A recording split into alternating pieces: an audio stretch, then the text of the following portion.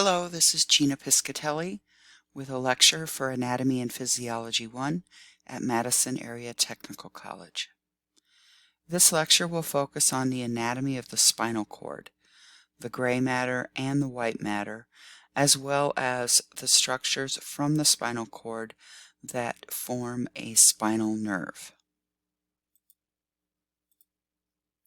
First, let's just look at an overview of the function of the spinal cord.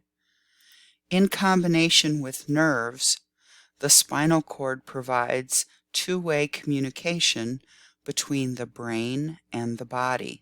So descending information coming from the brain will travel within the spinal cord until it reaches the appropriate level, and then the information travels out a nerve to the body.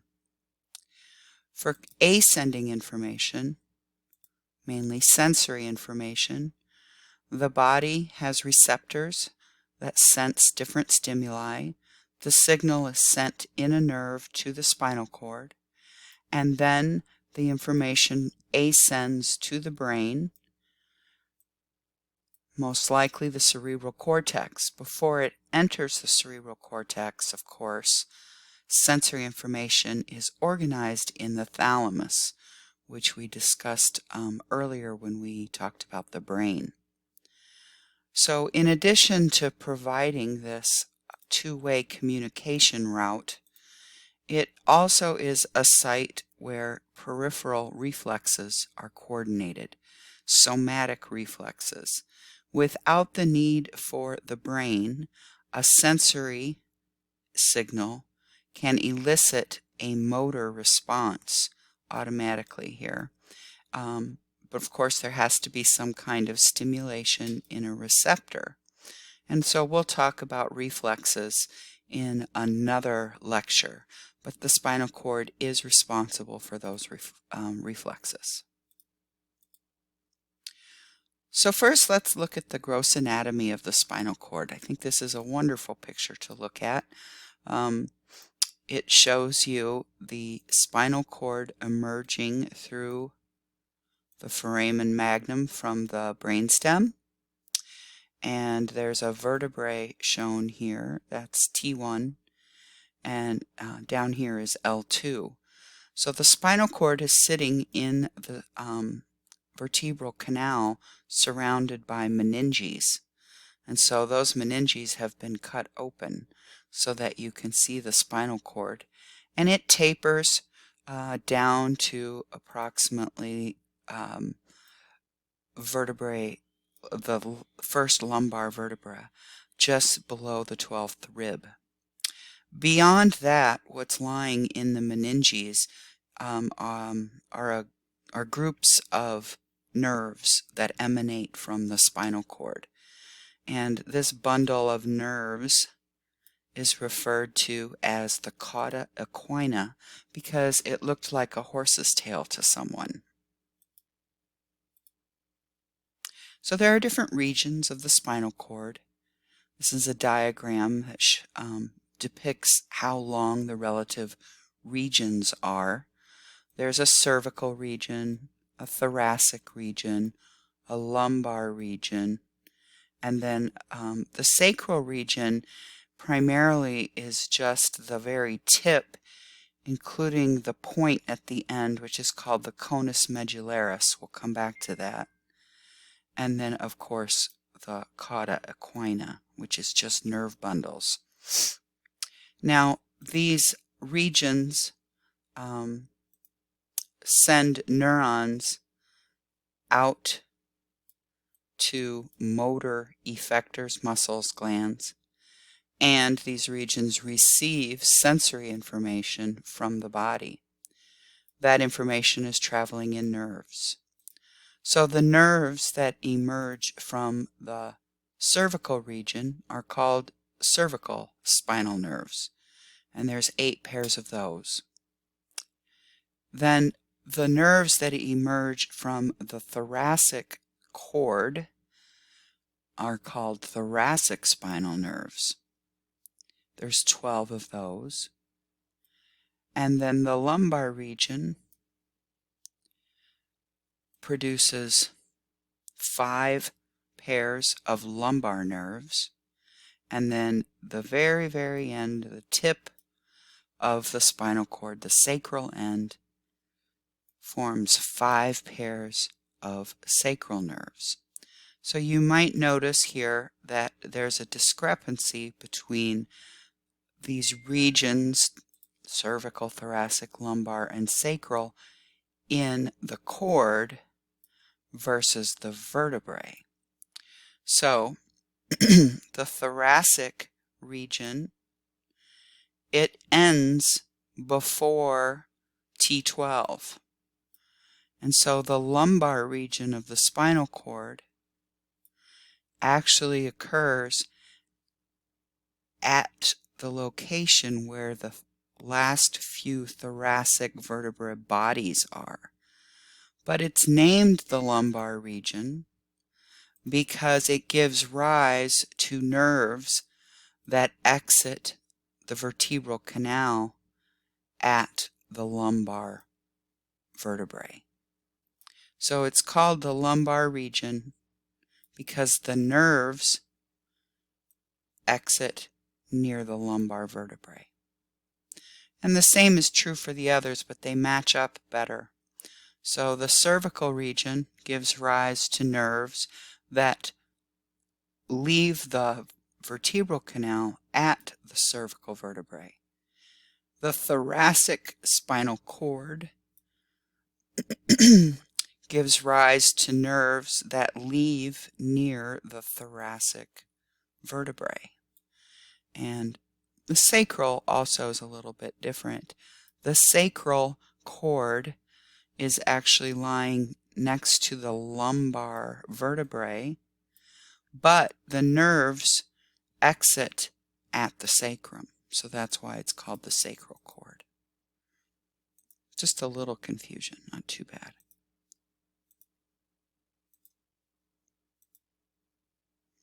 Okay, so some other features of the spinal cord besides its regions being affiliated with the nerves that it produces, I guess, is that there are some enlargements in certain segments. So there's an enlargement in the cervical spinal cord and in the lumbar spinal cord. And this is because there are more neurons in this location and more nerves, consequently, that emerge from that location, serving both the upper and lower limbs. So there are more targets for those neurons in this region, or in these two regions. The conus medullaris is the very tip, which I mentioned previously. It's a tapering at the very end, inferiorly of the spinal cord. This occurs between L1 and L2 vertebrae. And the cauda equina I mentioned previously is the bundle of nerves that's still located in the meninges in that central canal before the nerves emerge outside of the central canal. One last feature of the spinal cord is a kind of connective tissue that anchors it to the coccyx. So the coccyx is the bone, the tailbone that we learned at the beginning of the semester. And this connective tissue is kind of a strap. It's thin and it's called the filum terminale.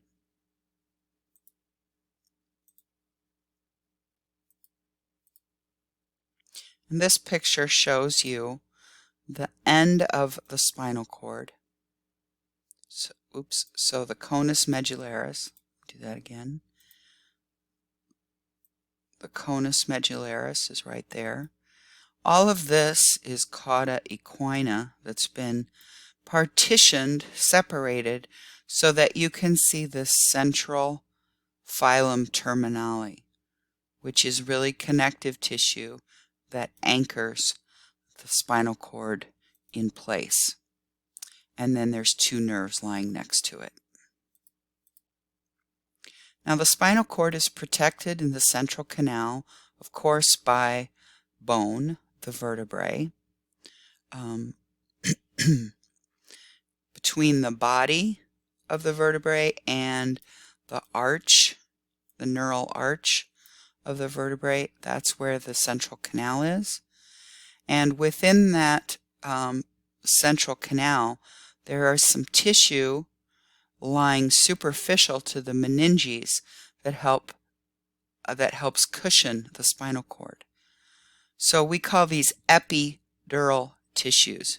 Epi meaning above. So superficial to the dura mater, you'll find lots of adipose for cushioning and blood vessels that supply the surrounding meninges as well as the spinal cord and the vertebrae and all the tissue. Then there's meninges, which we learned about in the brain. They're the same, covering the spinal cord. Most superficially, shown as gray here, is the dura mater. In the middle is the arachnoid matter, and it's shown kind of gold or yellow. And then the pia mater is the deepest and adhered to the spinal cord. Cerebral spinal fluid exists between two of these meninges, the pia mater and the arachnoid matter. So we call this space the subarachnoid space because it's deep to the arachnoid matter. So you find CSF in that location. In another location, CSF is in the very center of the spinal cord in the central canal.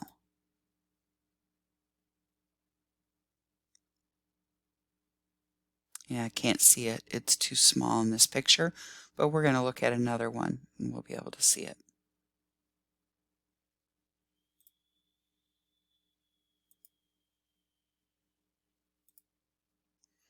Okay, so this is a cross-section of the spinal cord, and you can see the pia mater is pink surrounding it, adhered to it. And then between the pia mater and the arachnoid matter is the subarachnoid space, shaded blue, and that's where cerebral spinal fluid is located. And at the very center of the spinal cord, there is a hole, if you will, a canal, a tube. It's called the central canal, and it's a remnant of the early embryonic neural tube, which was hollow. CSF is also located there. And then if we talk about the arachnoid matter, it's anchored in place to the pia mater by the presence of these fibers.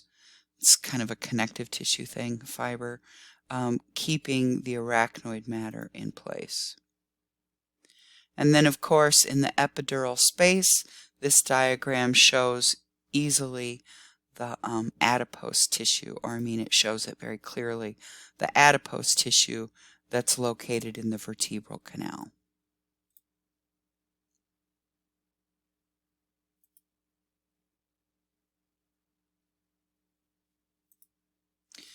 You might have heard of procedures in which CSF is obtained to test for different disorders, sometimes an infection like meningitis, or in some cases cancers give off certain compounds that are collected in the CSF, and therefore if we sample the CSF we see these cancer markers. There are also other inflammatory markers, we call them, or chemical compounds that are produced with certain disorders of the central nervous system, like MS, multiple sclerosis, for example. So we collect CSF for a variety of reasons, or sample it, and usually it's performed by inserting a needle in between two vertebrae and puncturing the dura mater and the arachnoid matter. Now, this is usually performed lower than the L2 vertebra so that the cord is not damaged. These nerves in the cauda equina splay apart when the needle is pressed into the space. So it's a safe location to sample the CSF.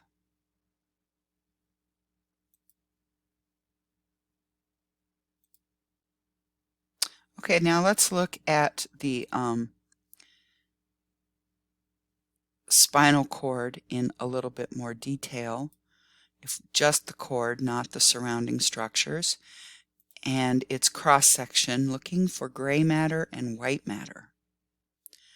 The location of gray matter and white matter in the spinal cord is the opposite of what we find in the brain. The gray matter is deep and the white matter is superficial. So in this picture, the gray matter is brown, kind of looks a little bit like a butterfly here. And the white matter is colored beige in this picture. It's usually not that beige, but the other thing that you can see is that there are slits in between the right and left halves of the spinal cord. These slits help you orient it in terms of what's anterior and what's posterior. Because the slit anteriorly is quite wide, it's called a fissure, the anterior median fissure, and the slit posteriorly isn't wide, it's very narrow, and it's called the dorsal median sulcus. Now there's another way that you can tell anterior versus posterior. There's probably several ways, but another way is by looking at the gray matter and noticing that the gray matter in the posterior part of the cord extends all the way to the edge, all the way to the outermost part of the spinal cord, close to the pia mater. That does not happen anteriorly. So anteriorly there's white matter at the very edge. So that's another way you can orient yourself with a picture of the spinal cord. So we have the two slits, the dorsal median sulcus, the anterior median fissure, and white matter is superficial, gray matter is deep, and the gray matter is connected between the right and left side of the spinal cord through a commissure called the gray commissure. It just appears dark, but it's a commissure in the sense of the tracks that we looked at when we did white matter in the brain. The other thing that you can see is that spinal nerves emanate from the cord. There are tiny little processes that come off of the cord. They're called rootlets. We'll look at that again. And so there's two roots that come together, one from the dorsal side and one from the ventral or anterior side to form a spinal nerve. But we'll look at that again. This is a microscopy image through the microscope, pretty high magnification. I'm not sure what it is. I'd say probably 100. The spinal cord's been sectioned and stained, and you're probably seeing here is the anterior part of the right spinal cord, most likely. And you can see that in the gray matter, it's dark. It's dark due to the fact that there are cell bodies of neurons in this location. And the white matter appears white superficially because those are mainly axons that are myelinated, and myelin appears as white.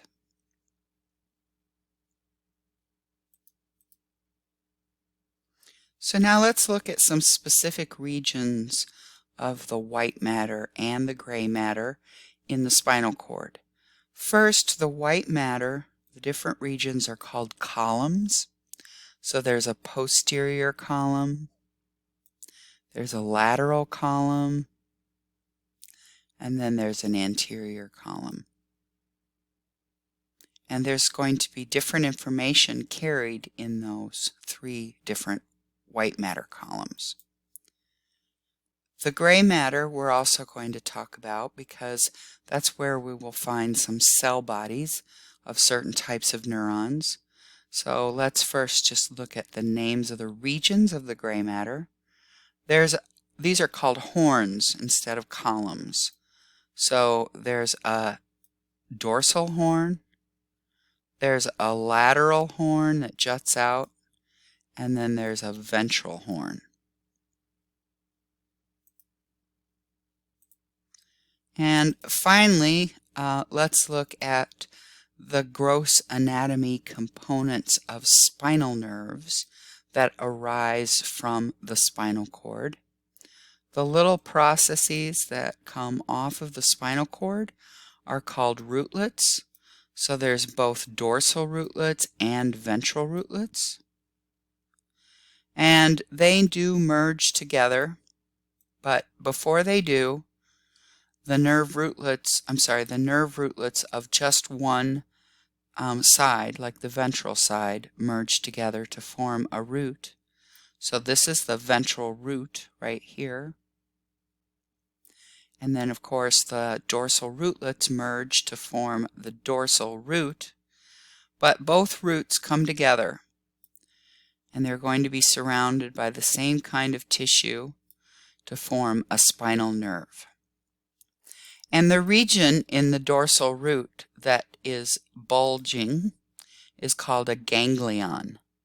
And a ganglion, by definition, is a group of cell bodies that are located outside the central nervous system. So we know for sure we're going to find cell bodies or nuclei in this region.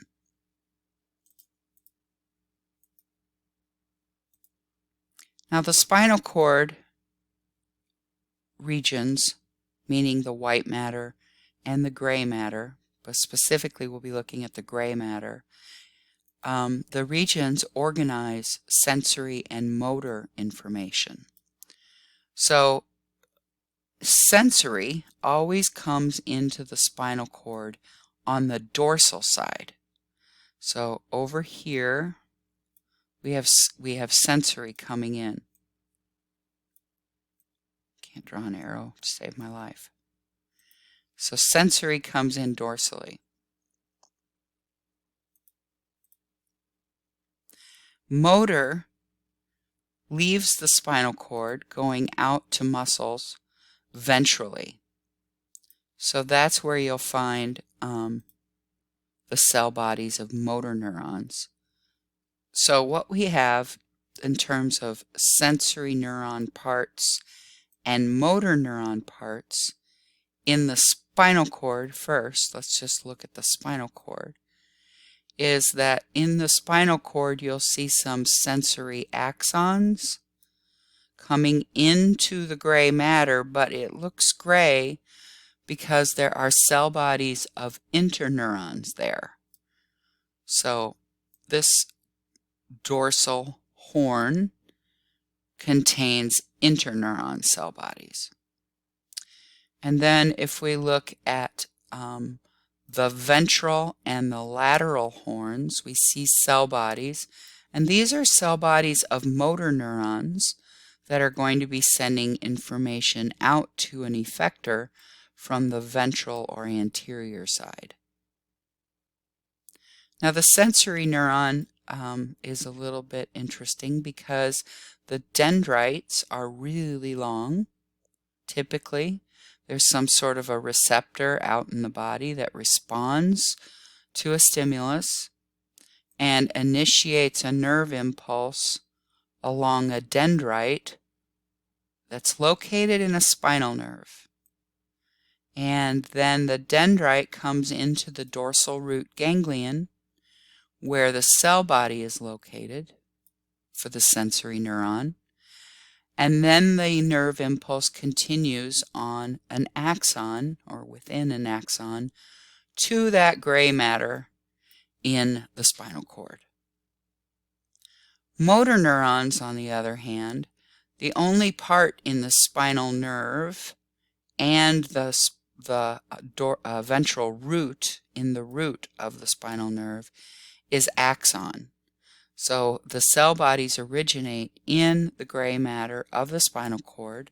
Dendrites are located there too, but the dendrites are shorter.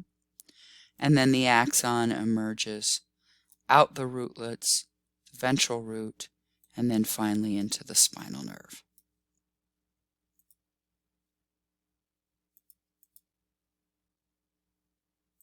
So for the gray matter, sort of to summarize a little bit, for the gray matter, what we see in the dorsal horn are cell bodies of interneurons. In the lateral horn and in the ventral horn, we see cell bodies of motor neurons in both cases, but it's different kinds of different kinds of motor neurons. One type is to visceral structures, that would be like smooth muscle and glands. And the other type of motor neuron is called somatic because it goes to skeletal muscle, which I probably shouldn't even try to write because it'll be so sloppy. So, skeletal muscle. I won't even try it. It doesn't keep up with my writing. So there's an organization to the gray matter. That's the bottom line. The white matter also exhibits organization. Now these white matter columns that we learned, posterior, lateral, anterior, consists of tracts of axons. And these axons could be traveling in either direction. We're going to focus on, we'll focus on both motor and sensory, truthfully. So, tracts are organized based on whether or not they're going up to the brain or down the cord from the brain, where they're headed, what's their ultimate destination, somewhere in the arm, or maybe if it's going up to the brain, a certain location in the brain, as well as whether or not it's sensory or motor. So it's all grouped together. Now, of course, something that's ascending towards the brain, we could also call sensory.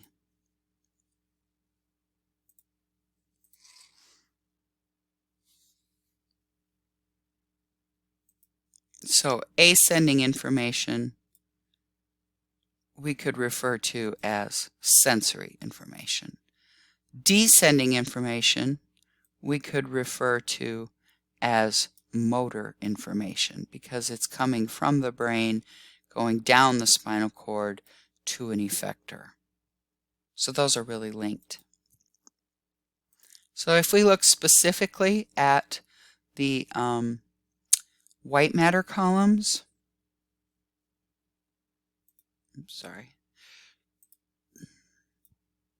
we see that the posterior column, labeled number 1 and circled in red, has only ascending tracts. So information that has come in from the body through sensory neurons to the cord will travel up to the brain within those posterior columns. The lateral column, which is labeled number 2 and outlined in black, contains both ascending tracts or axons and descending tracts, both.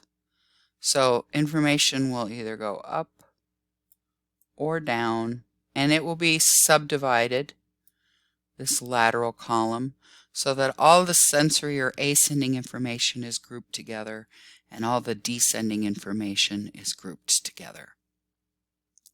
The anterior column also has both ascending and descending tracts inside of it. So the anterior column is labeled number 3. It carries some ascending tracts going up to the brain, sensory information then, as well as motor information or descending tracts. So both there, and they'll be grouped together too.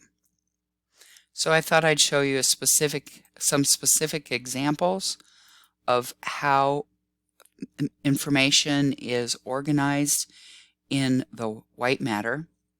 So the ascending tracts that are present going to the brain from somewhere in the body, sensory information, will travel in, going to the cerebrum, I should say, will travel here in the posterior column. And there's 2 types of tracts. One is called the gracile fasciculus and the other is the cuneate fasciculus. Now in the lateral column, there's some ascending information that's going to the cerebellum. So this is called the spinocerebellar tract, at least for sensory information in that lateral column. And then there's also in the lateral, it's kind of called the anterolateral column, but it's part anterior, part lateral column. There's sensory information coming from the spinal cord and it's going up to the thalamus. And so here's ascending information there. Now let's look at motor information. The motor information, we're only going to look at one particular one type of motor tract, and that's the corticospinal tract. So the corticospinal tract is in both the lateral column as well as in the anterior column, very anterior. So that's motor information that's coming from the cerebrum and then traveling downward in the spinal cord to get to the appropriate part of the body that needs to move. Now each of these tracts are carrying certain kinds of information, even if they're going to the same place. So for example, in the section here I've got going to the cerebrum, which would be a better way to describe that. Going to the cerebrum,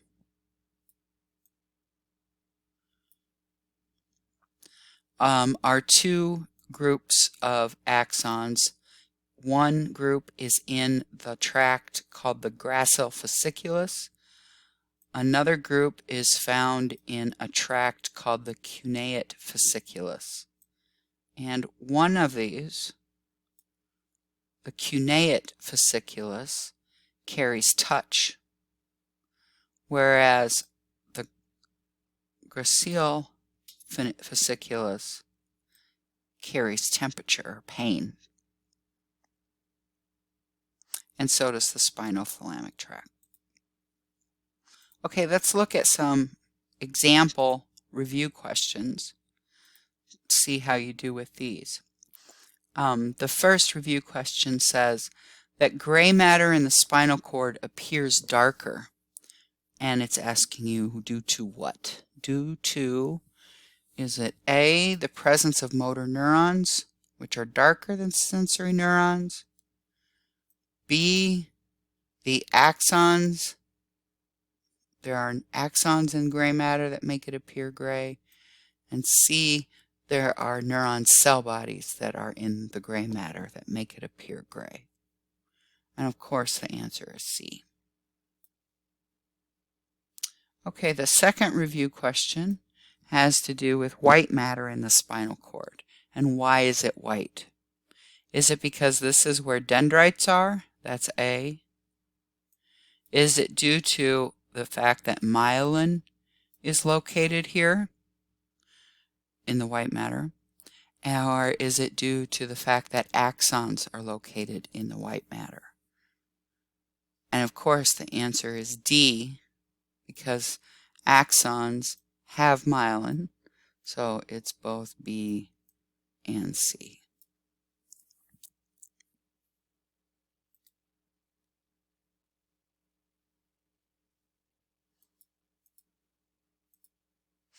Okay, then we have this review question, number 3, where I ask you to label these structures.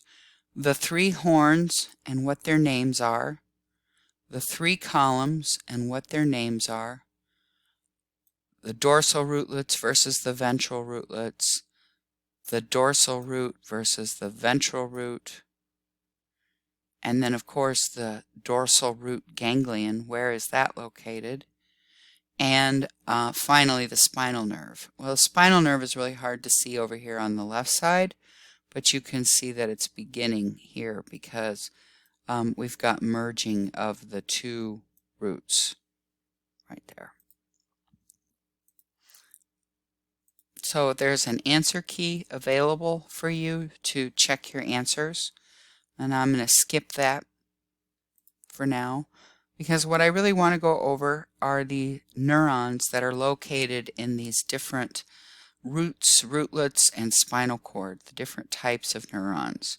So this review question asks you to name the type of neuron, and that means motor, sensory, or interneuron, and its part for each of these labels, A through G. So there is an answer key provided on the next slide, but I want to go through it here. So A is information coming into the spinal cord, right? So all of this is sensory. How did I know that was, sensory? Well, I know it's posterior or dorsal because here's the dorsal root ganglion. Okay, I also know this is anterior because the slit is deeper here. Okay, so A is a dendrite of a sensory neuron. B is the cell body of a sensory neuron. And C is the axon of a sensory neuron. And then we get to D. So that sensory neuron will synapse on this kind of neuron that's contained entirely within the central nervous system, meaning all parts are located here. So D is the cell body, and of course there would be dendrites coming off of that. And E is the axon, both of an interneuron. And then F is the cell body of a motor neuron. The dendrites aren't drawn in, of course they would be there. And then the axon comes out the ventral rootlet, the ventral root, and eventually ends up in the spinal cord, or I'm sorry, in the spinal nerve. So here are the answers for, on the next slide has the answers, and I'll just let you refer to this slide for an answer key. Thank you.